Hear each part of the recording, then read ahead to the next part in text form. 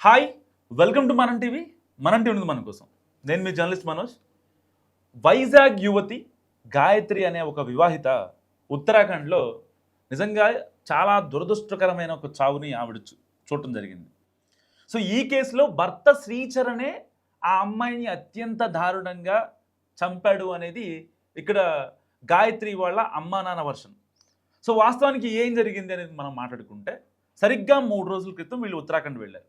So called honeymoon trip పేరుతో వెళ్ళారు. And అక్కడికి వెళ్ళిన తర్వాత ఆ ఫామ్ హౌస్లో వాళ్ళు వెళ్ళటము అండ్ చెక్ ఇన్ తర్వాత మేమిద్దరం మందు తాగిన తర్వాత ఆ అమ్మాయి మూత్రపు మడుగులో అత్యంత దారుణంగా ముక్కులోంచి రక్తం వచ్చి పడిపోయింది అని 3 రోజుల నుంచి భర్త శ్రీచరణ్ ఇదే మాట చెప్తున్నాడు. సో వాస్తవానికి అసలు ఏం జరిగిందని చెప్పి డెహ్రాడూన్ పోలీసులు, అక్కడ ఉత్తరాఖండ్ పోలీసులు అండ్ పోస్ట్ మార్టం రిపోర్ట్లు, ఇక్కడ వైజాగ్కి సంబంధించినటువంటి గాయత్రి కాబట్టి వాళ్ళ అమ్మ నాన్న వైజాగ్ డీసీపీకి చెప్పడం.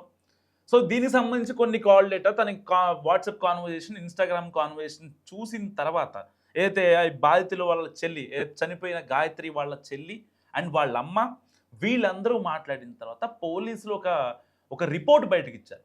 సో అదేంటంటే వాస్తవానికి ఈ యొక్క శ్రీచరణ్కి గాయత్రికి 2025 నవంబర్ 15వ తారీఖున పెళ్ళయింది. సో పెళ్ళైన తర్వాత ఇప్పుడు హైదరాబాద్లో ఉంటున్నారు, అంతా బాగానే ఉంది. హైదరాబాద్లో కూడా దాదాపుగా ఒక 3-4 నెలలు ఉన్నారు. అండ్ దాని తర్వాత ఇక అనుమానం స్టార్ట్ అయిపోయింది గాయత్రి మీద శ్రీచరణ్కి.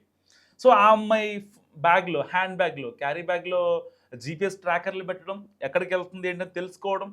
అండ్ అంతేకాకుండా ఆ అమ్మాయి ఎవరితో ఫోన్ మాట్లాడుతుందని చెప్పి అమెరికా నుంచి ఏవో డివైస్లు తెప్పించాడంట. వాళ్ళ చెల్లి చెప్తుంది, ఏదైతే చనిపోయిన అమ్మాయి వాళ్ళ చెల్లి అమెరికా నుంచి స్పెషల్గా డివైస్లు తెప్పించి వాళ్ళ ఫ్రెండ్స్తో అవి తన హ్యాండ్ బ్యాగ్కి కింద పెట్టేవాడంట, ఎలాంటి అనుమానం రాకుండా. అంటే ఈ అమ్మాయి ఎవరితో కాల్ మాట్లాడుతుందో ఆ కాల్స్ మాట్లాడేది కావచ్చు, ఈ యొక్క అనుమానం గట్టిగా ఉంది కదా, సో వాటిని వినడం కోసం ఆ ట్రాకర్ని పెట్టాడు. సో ఇలాంటి నేపథ్యంలో ఏం జరిగింది, 1-2 సార్లు ఆ అమ్మాయి అడిగిందంట, అసలు నిజంగా నా మీద నీకు ప్రేమ ఉందా, అనుమానం ఉందా, ఎందుకు ఇలా బిహేవ్ చేస్తున్నావు ప్రతిదానికి అని మాట్లాడితే, లేదు నువ్వంటే నాకు చాలా ఇష్టం, మనం హనీమూన్ ట్రిప్ వేద్దాం అని చెప్పాడు. సో హనీమూన్ ట్రిప్ కోసం ఇంతలో కరెక్ట్గా వీళ్ళు ఎప్పుడు ప్లాన్ చేసుకున్న తర్వాత 10 రోజులకి వీళ్ళకి గురుగ్రామ్ ట్రాన్స్ఫర్ అయింది. సో గురుగ్రామ్ ట్రాన్స్ఫర్ అయిన తర్వాత ఏం చేశారు, అక్కడికి వెళ్ళిన తర్వాత హనీమూన్కి వెళ్దాం అనుకున్నారు.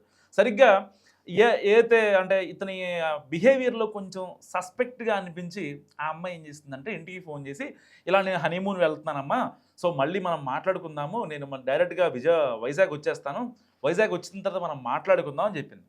సో అక్కడదా బాగానే ఉంది. వాళ్ళ అమ్మ నాన్న కూడా నిజంగా హనీమూన్ వెళ్తున్నారు. సో వీళ్ళ మధ్యలో ఉన్న కొన్ని గ్యాప్స్ ఏవైతే ఉన్నాయో అవి సెట్ అయిపోతాయి, ఎలాంటి ఇబ్బంది ఉండదు అనుకున్నారు. కానీ కొద్ది రోజుల తర్వాత కట్ చేస్తే హనీమూన్ వెళ్ళారు, అంతే బాగానే ఉంది. అక్కడ నుంచి వైజాగ్ రావాల్సిన అమ్మాయి పోస్ట్ మార్టం అండ్ చనిపోయి విగత జీవిగా తల్లిదండ్రులకు ఇటు వాళ్ళ చెల్లికి అనిపించింది. జస్ట్ ఇమాజిన్, ఒక్కసారి అర్థం చేసుకోండి ఆ తల్లి బాధ ఎలా ఉంటుందో. నవ్వుకుంటూ రావాల్సిన వాళ్ళ అమ్మాయి స్ట్రెచ్చర్ మీద డెడ్ బాడీ లాగా వస్తే వాళ్ళ పరిస్థితి ఎలా ఉంటుంది. సో ఇప్పుడు వాళ్ళ అమ్మ ఒకటే చెప్తుంది, వాడిని ఎన్కౌంటర్ చేయడం చెప్తుంది.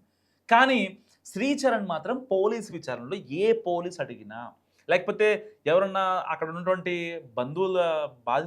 బాధిత బంధువుల తరపున ఎవరన్నా మాట్లాడినా, ఎవరు మాట్లాడినా శ్రీచరణ్ మాత్రం సేమ్ ఒకటే స్క్రిప్ట్ చెప్తున్నాడు. ఏమని, ఆ రోజున ఫామ్ స్టేకి వెళ్ళాం, 11కి చెక్ ఇన్ అయ్యాం, 3:30 వరకు ఇద్దరం మందు తాగాం. కట్ చేస్తే పొద్దున్నే ఆ అమ్మాయి నగ్నంగా, ఆ అమ్మాయి మీద బట్టలేం లేవు, అండ్ ఆ అమ్మాయి మూత్రపు మడుగులో ముక్కులోంచి బ్లడ్ వచ్చి పడిపోయి ఉంది. నాకు అర్థం కాలేదు ఏం చేయాలో. సో వెంటనే ఆ ఫామ్ స్టే వాళ్ళకి చెప్పాను. కట్ చేస్తే వాళ్ళు పోలీసులను పిలిచారు. సో పోలీసులకు అన్ని రకాలుగా నేను సహకరిస్తున్నా అని నంగనాచి కబుర్లు చెప్తున్నాడు. ఇద్దరు వెళ్ళినప్పుడు నిజంగా ఆ అమ్మాయి ఏదో అంటే ఒక లైఫ్ మీద విరక్తి చెందినటువంటి పర్సన్ కాదు. 27 ఏళ్ల సాఫ్ట్వేర్ అంటే ఏంటి, కొత్తగా పెళ్లి చేసుకుంది, ఒక లైఫ్ని చూద్దామనుకుంది, తర్వాత పిల్లలు, ఫ్యామిలీ అంతా, అంటే తన జాబు అది ఇది, ఇక తనకు సరిపోద్ది. ఏదో 40-45 ఏళ్ళు పెళ్ళి అయిపోయి లైఫ్ మీద విరక్తి పుట్టిన వాళ్ళైతే కాదు కదా. సో అలాంటి అమ్మాయి సూసైడ్ చేసుకునే ప్లాన్ లేదు. సో ఒకవేళ సూసైడ్ చేసుకునే ప్లాన్ ఉంటే ఆ భర్తతో ఉన్నటువంటి ఇబ్బందుల్ని మొత్తం హనీమూన్ వెళ్తే సెటరేట్ అయిపోతాయి, సో తను చెప్పినట్టుగా వింటున్నా, ఇబ్బంది ఏమి ఎక్కడా లేదు. తనకేమన్నా కొంచెం కొంచెం అనుమానం ఉంది.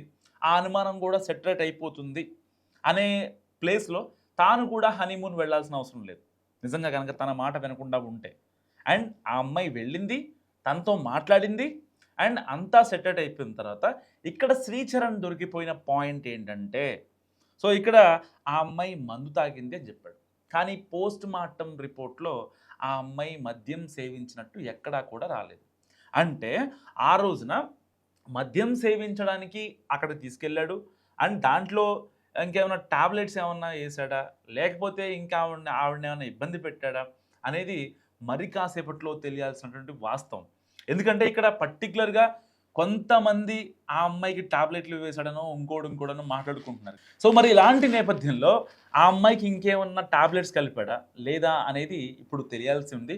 సో, ఏది ఏమైనప్పటికీ అంటే కేవలం ఆ అమ్మాయి మీద ఒక అనుమానంతో ఈ శ్రీచరణ్ చేసిన వికృత చేష్టలకు నిజంగా గాయత్రి అనే ఒక ఇన్నోసెంట్ ఇప్పుడు బలైపోయిన నేపథ్యం.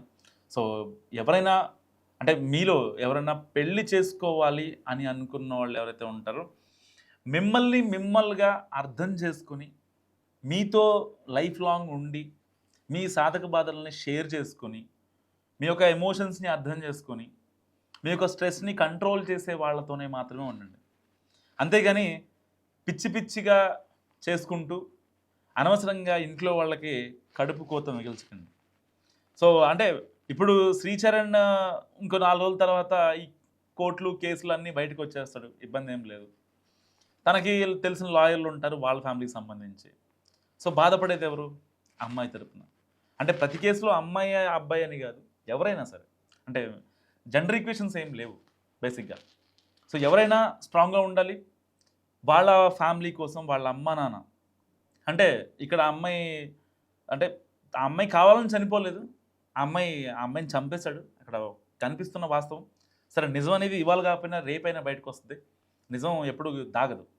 సో, అమ్మాయిలు గాని, అబ్బాయిలు గాని మీరు తీసుకునే ఒక పెళ్లి డెసిషన్ అనేది చాలా ఇంపార్టెంట్.